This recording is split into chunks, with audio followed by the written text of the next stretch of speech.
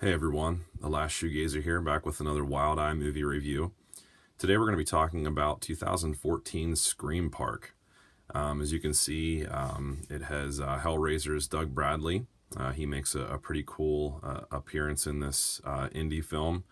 And this was actually set in Pittsburgh. And being from Pennsylvania myself and still residing there, this really hit a sweet spot for me. The park location that they chose to use for the filming of Scream Park, honestly, it looked like so many of the small carnivals and amusement parks that I've gone to many times ever since I was a little kid. Growing up mostly in the '90s. A little bit of this had a somewhat of an '80s throwback kind of vibe, but a lot of what you see in this is obviously, kind of a nod to the '90s as well. So yeah, I was really taken by this. It really struck a nostalgic chord in me, which that kind of sucked me in even more. So I watched most of this with a big smile on my face. There was a lot of kind of campiness and some cheesy moments that were definitely intentional.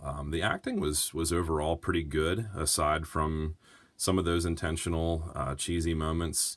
We had some Letterman's jackets going around, and of course the good girl who ended up being the final girl, and some of the not so well behaved teens there, kind of getting taken out a little bit earlier in the film. But everything that you'd want in like a typical, like Friday the 13th slasher mixed with, some similar elements of, the Halloween franchise.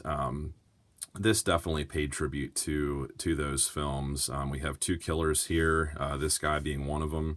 I mean, just looking at him, it puts you in mind of it. At least me, not to speak for anybody else, but being a huge fan of the Friday the 13th franchise, Part Two being my favorite installment. It looks like Jason in that part. Obviously, a different portrayal here, and done in a different way. But yeah, there were times where it just seemed like I was watching a little bit of part two of Friday the 13th, which was pretty nostalgic. Even more so here with my experience of this really cool film. And then the other killer, they're both crazy, and I'm not going to tell you anything else surrounding them because that's going to give away the story. But yeah, there's another one too who's just completely unhinged and kind of telling him what to do, but they're working as a team here, taking out the amusement park workers and the ride attendants one by one, as they're kind of doing a last hurrah. Not really a celebration, but just like a final party that they get permission to do within the park grounds, because Frightland is unfortunately closing its doors. They're not bringing in enough money.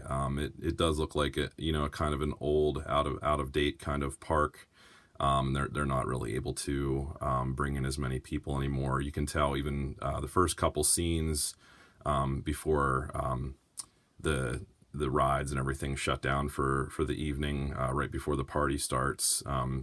You kind of get that feeling of people are like, yeah, we're over this, and the workers there are kind of getting discouraged, and they're all kind of counting on that place as their job. And yeah, so I don't want to give too much away. That's kind of the overall premise of the story.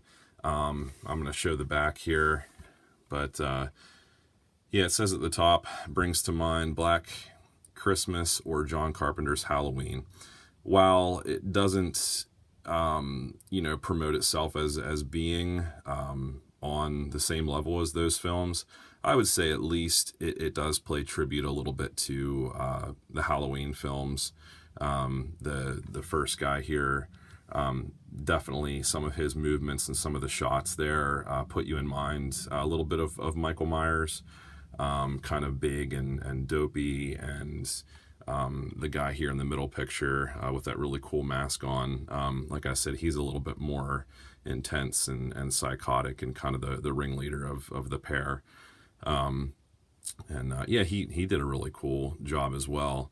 But yeah, it's set in this Frightland amusement park, and yeah, really cool, nostalgic feel. You can see it was selected for a couple film festivals there. Yeah, I was really taken by this. Like I said, it had a really awesome setting. I kind of forget the name of the park that they filmed this in, but it was in Pittsburgh, and it had a Kickstarter funding program that it benefited from pretty well to get it off the ground and running. But I found it really cool that they pulled him into the mix. And I think, mix-wise overall, it's very well balanced with the suspense, the character development, very similar to kind of a camp counselor development where, some of them are kind of connecting, and you can sense that there's some relationships in the mix as well. There's a couple who are, kind of conflicted of whether they want to party or not, and some are just kind of going crazy. So it definitely has that kind of vibe to it. But yeah, if you're a fan of Friday the 13th and campy, cheesy stuff like that, the Halloween films, some of the suspense there, and the build up of scenes with Michael Myers, there are some similar kind of feeling scenes in this film as well. But I was just completely blown away by the overall takeaway of this film. I want to go back and watch this again right now. I enjoyed it that much. I'm going to give this an 8.5 out of 10. Usually stuff that is really classic and iconic and really blows me away completely, I give a 9 or higher. So yeah, this is for being within the Wild Eye collection here. Definitely one of my favorite ones that I've seen so far, and I've seen a good many of them now and done reviews. So yeah, guys, if you're a fan of that kind of film and the carnival kind of setting, a little bit of a throwback kind of feel, definitely a nod to the 90s as well. Really cool characters. It just has everything that you'd want in a really cool amusement park slasher. Really awesome. I'm super impressed by it. But yeah, thanks Wild Eye for sending me Scream Park. I'm really glad that I requested it. And yeah, I'm probably going to go back and watch this again really soon. So thanks for watching, guys. Hope you're doing well. Have a good one.